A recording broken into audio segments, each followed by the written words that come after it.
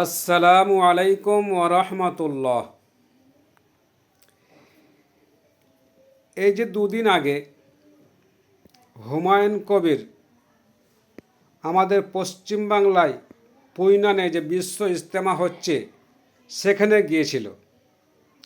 বিশ্ব ইজতেমা মতলব বিশ্ব ইজতেমা মানে আমাদের পশ্চিমবাংলা তথা সারা ভারত সারা বিশ্বের লোক আসবে, সেইটাকে বলা হয় বিশ্ব ইজতেমা। যেটা আমরা জানি এর মানে এটাই হয়। তার মানে বিশ্বের সমস্ত লোক যাবে, সেখানে কাউকে যেতে বাধা নেই।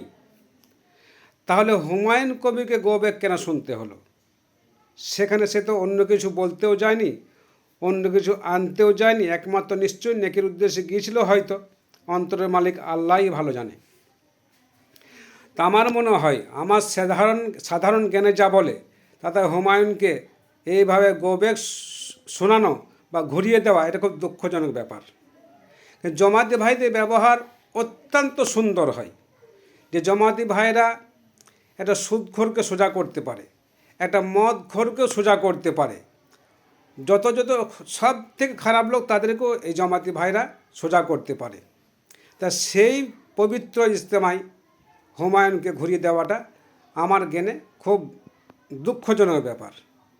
আমার মনে হয় ওকে না ঘুরিয়ে দিয়ে জমাতি ভাইদের যে হিকমত, যে ব্যবহার, সে ব্যবহার দিয়ে যদি কোনো ভুল করেছিল হুমায়ুন কবির, তাহলে সেটাকে শুধরিয়ে দেওয়া ভালো ছিল।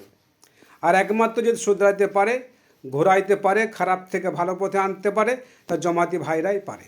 এটা আমার ধারণা। আসসালামু আলাইকুম ওয়া রাহমাতুল্লাহ।